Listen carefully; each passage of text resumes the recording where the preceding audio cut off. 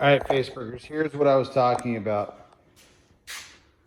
So I got them, I got my gauges hanging down, and as you can see, they're small, but as you can see, you're looking at them in 3D. There's the pointer right there. So this is what I was talking about. This might explain it a little bit better. Let's see, get down here. So if you come over here, oh, no, I just moved it. I didn't move it. See, if you come over here, you see how the bars are out? And then you see how they even up like you can't see them? And then you see them. See what I mean? It's hard to explain, but so the bars are all in alignment. It's hard to see because I got so much stuff up there. But same with the center line. So you can't see, but you see the pins that are hanging down, and then when you come over here, they all crest right there. See, they all line up, and then you bring it over here and you start seeing. Say you see the pin. See what I mean about coming into alignment? That's what I'm talking about right there. So those are your center pins.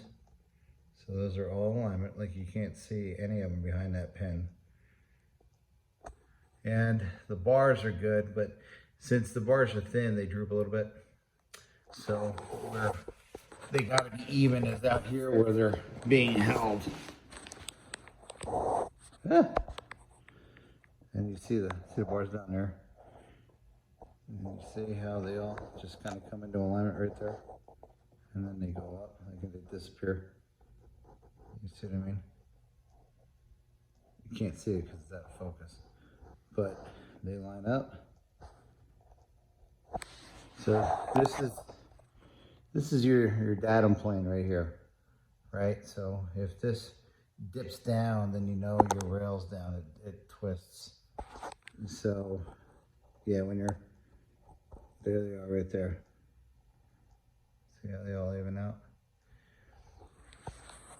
Now when you have, you know, gauges like frame gauges, they give you, and this is old school technology. Nowadays, everything's all computer or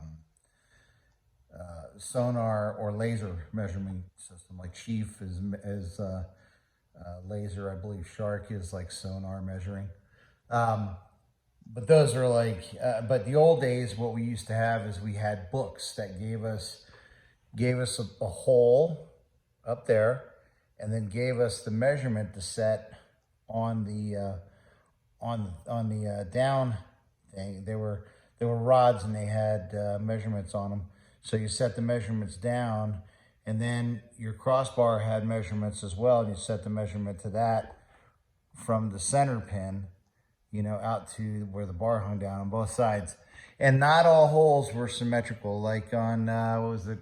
I think it was Cavaliers or Sunfires or something like that, where you had a hole here that they measured off of, and then you had a hole like right there, but it wasn't symmetrical with the frame rail.